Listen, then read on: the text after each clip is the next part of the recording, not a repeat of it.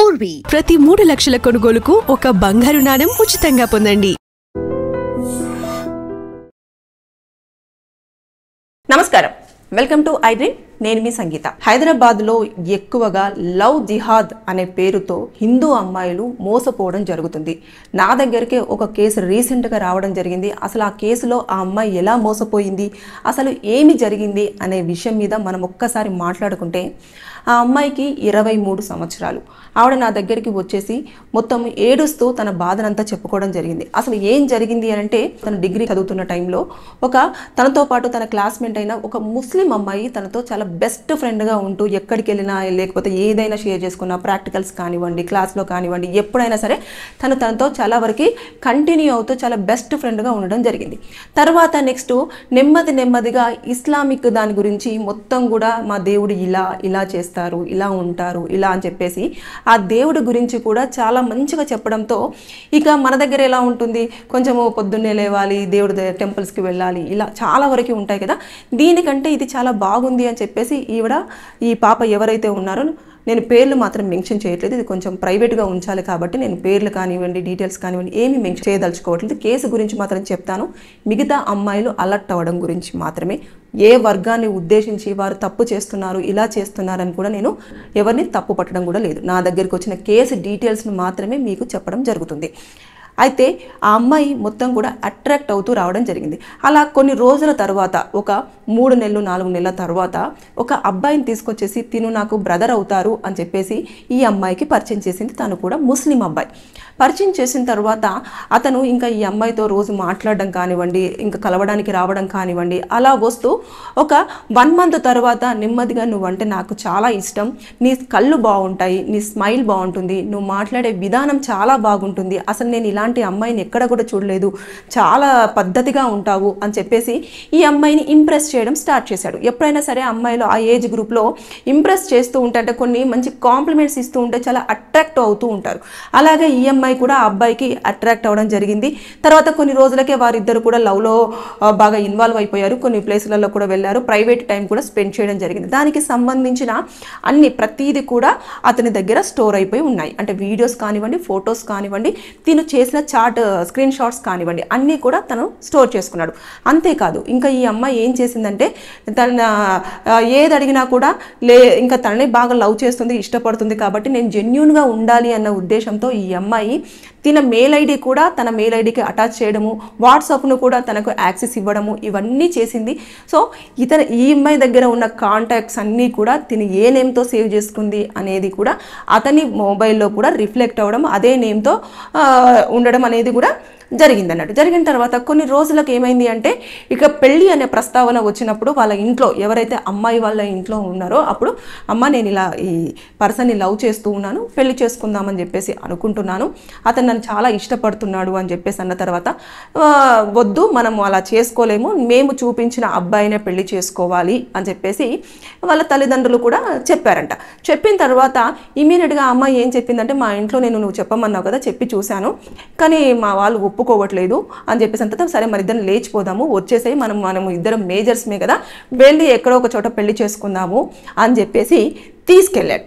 తీసుకెళ్ళిన తర్వాత తల్లిదండ్రులు ఎంత చెప్పినా వినలేదు, ఫ్రెండ్స్ ఎంత చెప్పినా కూడా వినలేదు, ఇంకా అబ్బాయిని నమ్మేసింది, వెళ్ళిపోయింది, పెళ్ళి కూడా చేసుకుంది.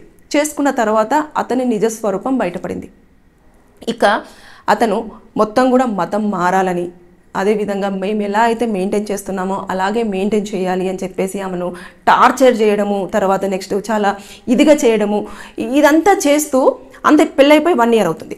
మొత్తం ఇలా టార్చర్ చేస్తూ ఆవిడ పెళ్ళికి ముందు ఏవైతే ఫొటోస్ వీడియోస్ ఉన్నాయో అవన్నీ కూడా, నువ్వు నేను చెప్పినట్టు చేయకపోతే ఇవన్నీ సోషల్ మీడియాలో పెడతాను, నువ్వు చాలా చెండాలం దానివి అని చెప్పేసి చూపిస్తాను, సొసైటీకి నేను ఇలా పరిచయం చేస్తాను, అప్పుడు నువ్వు ఇలా అలా అని చెప్పేసి ఇంకా ఇష్టానుసారంగా ఇష్టం వచ్చినట్టు మాట్లాడడము, కొట్టడము, తిట్టడము, మతం మార్చనడము, ఇవన్నీ చేస్తూ వాళ్ళ ఇంట్లో వాళ్ళు కూడా ఇంకా చాలా ఇదిగా చూడమన్నట్టు, ఒక స్లేవ్ లాగా, అంటే ఎట్లా అంటే ఒక పని మనిషి కంటే దారుణంగా చూసేవారంట. అది తట్టుకోలేక బయటకు వద్దామంటే రానివారు, తాళాలు వేసేయడము, తర్వాత నెక్స్ట్ వాళ్ళ కొన్ని పద్ధతులు ఉంటాయి, దాని ప్రకారమే చేయడం. ఈవిడ కొంచెం సేవ్ అయింది. బేసిక్గా అయితే ఇక్కడ నుంచి వేరే ప్లేస్కి తీసుకెళ్ళిపోతారు. ఎందుకంటే ఇలాంటి వాళ్ళు కొంతమంది హైదరాబాద్లో తిరుగుతున్నారు. మ్యాక్సిమం అమ్మాయిలు కూడా నగరంలో చాలా వరకు మిస్సింగ్ కేసులు కూడా ఉన్నాయి.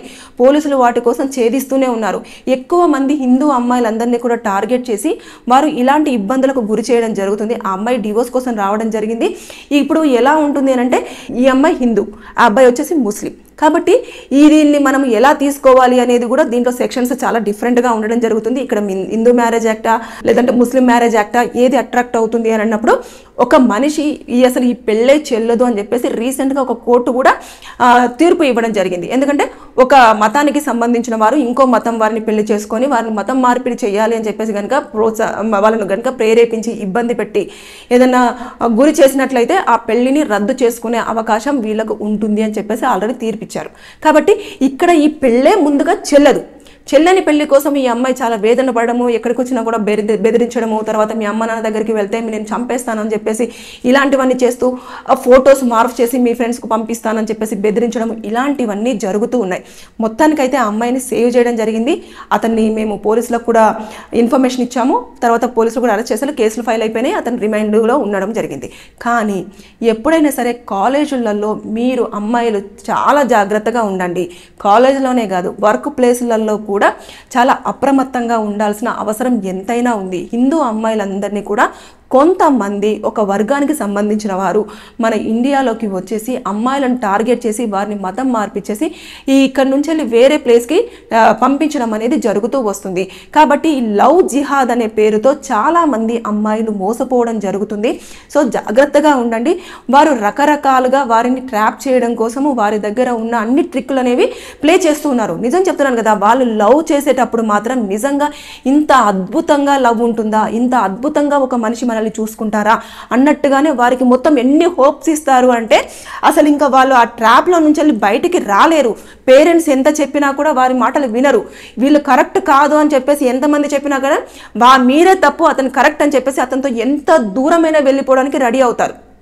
ఆ అమ్మాయి వచ్చి ఆఫీస్లోకి వచ్చి చూపిస్తుంటే పాపం కొట్టిన మార్క్స్ కానివ్వండి, తర్వాత కొన్ని దాడులు చేసినప్పుడు ఆ ఒంటి మీద ఉన్న గాయాలు చూపిస్తే చాలా బాధ వేసింది. అంటే ఇట్లాంటివన్నీ కూడా జరుగుతూ ఉన్నాయి. కాబట్టి మ్యాక్సిమము హైదరాబాదు తర్వాత ఇంకెక్కడైనా సరే, హైదరాబాద్ అని కాదు, ఇక్కడ ఎక్కువ కేసులు ఫైల్ అవుతున్నాయి కాబట్టి నేను దీన్ని ఉదాహరణగా చెప్పడం జరిగింది.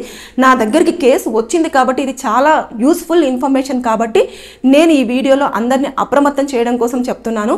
దయచేసి హిందూ అమ్మాయిలు మన చుట్టూ కొంతమంది తిరుగుతూ మతం మార్పిచ్చేసి వారి దాంట్లోకి తీసుకెళ్లాలన్న ప్రయత్నం చేస్తూ హింసించడము, వివిధ దాడులకు పాల్పడడం కూడా చేస్తూ ఉన్నారు. కాబట్టి దయచేసి అప్రమత్తంగా ఉండండి. నా కలీగ్ దగ్గరికి కూడా ఇంకొక కేసు వచ్చింది. ఆ అమ్మాయిని అయితే మరీ దారుణం, వాళ్ళ ఫ్రెండ్స్ దగ్గరికి వెళ్ళమని చెప్పేసి చాలా బలవంతం చేశాడంట.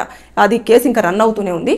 చాలా అంటే హిందూ అమ్మాయిలు చాలా డేంజర్ సిచ్యువేషన్లో ఉన్నారు. సో జాగ్రత్తగా ఉండండి. ఎప్పుడైనా సరే ఒక వర్గానికి సంబంధించిన వారు మీ దగ్గరికి వచ్చేసి వారి యొక్క మతం గురించి కానివ్వండి, వారి యొక్క దేవుడి గురించి కానివ్వండి చెప్తున్నప్పుడు వినండి. కానీ అందులోనే ఇన్వాల్వ్ అయిపోయి అందులోకి కన్వర్ట్ అవ్వడానికి కానివ్వండి, ఆ వర్గానికి సంబంధించిన వారితో లవ్లో వెళ్ళిపోయి పేరెంట్స్ని కాదని, ఫ్రెండ్స్ని కాదని, సొసైటీని కాదని చెప్పేసి మీరు అతని వైపు వెళ్ళారు అంటే అజ్ఞాతంలోకి వెళ్ళి మీరు వస్తారా రారా కూడా తెలియదు, బ్రతికుంటారా అని కూడా తెలియదు.